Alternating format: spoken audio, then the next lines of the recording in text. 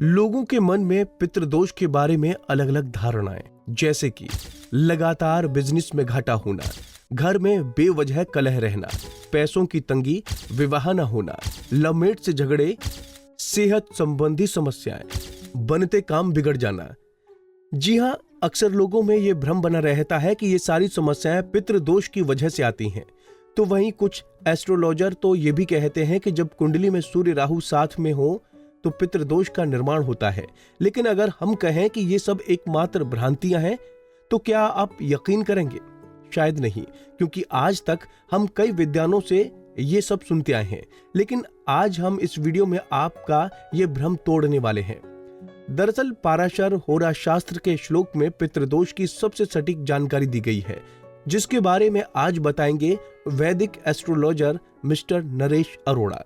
तो आइए जानते हैं पराशर होरा शास्त्र के अनुसार पितृदोष क्या है और आप पर पितृदोष का साया है कैसे जाने, साथ ही सटीक उपाय।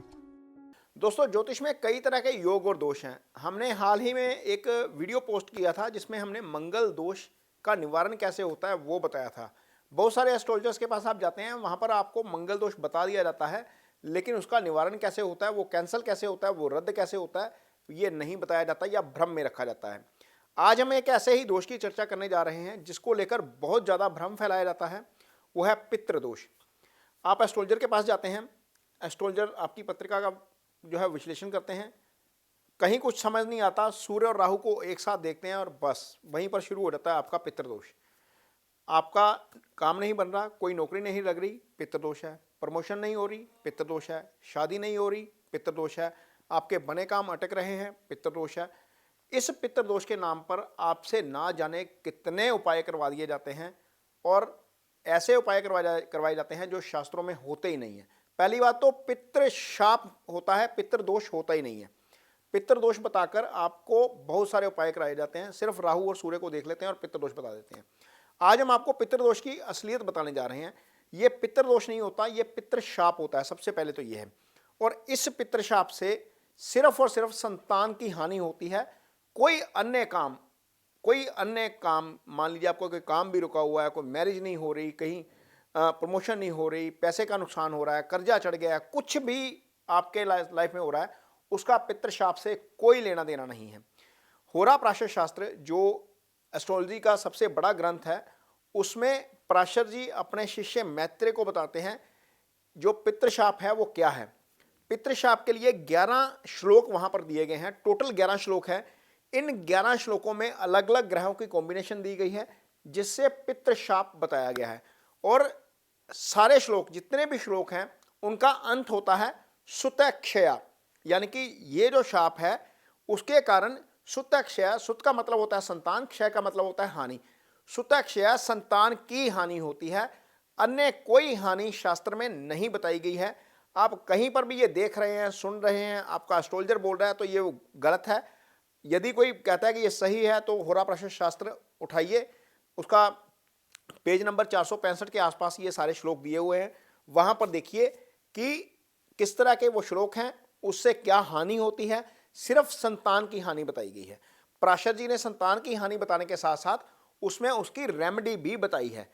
शास्त्र में यदि कोई दोष बताया गया तो उसकी रेमेडी भी बताई गई है। और ये सिर्फ एक दोष नहीं बताया गया उसमें संतान हानि के लिए, उसमें पितृशाप के अलावा मातृशाप बताया गया है, यानी कि आपकी माता के श्राप के कारण, पिछले जन्म का जो श्राप है उसके कारण, या आपके भ्रातृ श्राप के कारण भ्रातृशाप भी बताया गया है, पत्नी शाप भी बताया गया है, सर्पशाप भी बताया गया है, मातुल्य शाप भी बताया गया है, प्रेत शाप भी बताया गया है।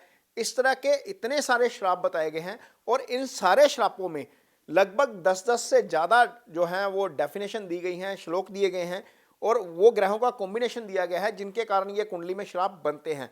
और सारे श्रापों का एक ही जो है वो उसका निचोड़ है, वो है संतान की हानि। ये संतान की हानि बताने वाले श्राप हैं।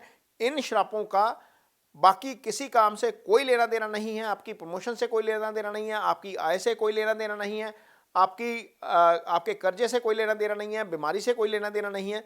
तो इस तरह की जो जानकारी दी जा रही है आपको, चाहे वो एस्ट्रोलॉजर दे रहे हैं या आपको यूट्यूब पे बताया जा रहा है, उससे आपको सावधान रहने की ज़रूरत है। यदि आप सावधान नहीं रहेंगे तो आप बिना बात के, बिना जो है वो मतलब के उपायों के चक्कर में फंसे रहेंगे और काम फिर नहीं होगा। फिर आपको लगेगा कि पंडित जी तो गलत बता गए, पंडित जी ने तो उपाय भी करवाया लेकिन काम नहीं बना। उपाय काम बनेगा कैसे, क्योंकि उपाय तो उस चीज का करा दिया जो है ही नहीं, कुंडली में बनता ही नहीं। तो दोस्तों, आशा है पितृदोष का कॉन्सेप्ट आप जान गए होंगे। आगे इस वीडियो में जानते हैं पितृदोष से मुक्ति हेतु उपाय।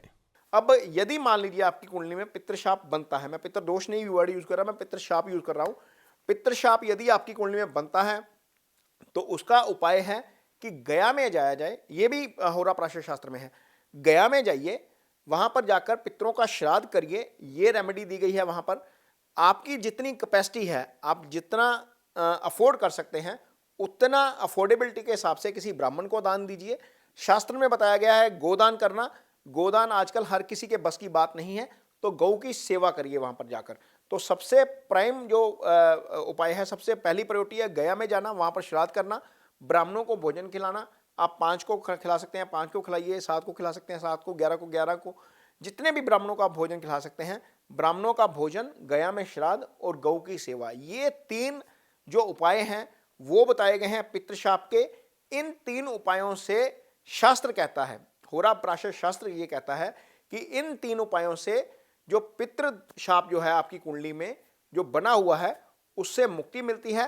और सिर्फ संतान की बात की गई है, आपको संतान की प्राप्ति होती है। तो ये फॉलो करिए। होरा प्राशर शास्त्र के ये श्लोक हैं, 11 श्लोक वहां पर टोटल दिए गए हैं। इसके अलावा जो है वो पितृशाप से कोई नुकसान नहीं होता। भ्रम में मत रहिए, सही उपाय करिए।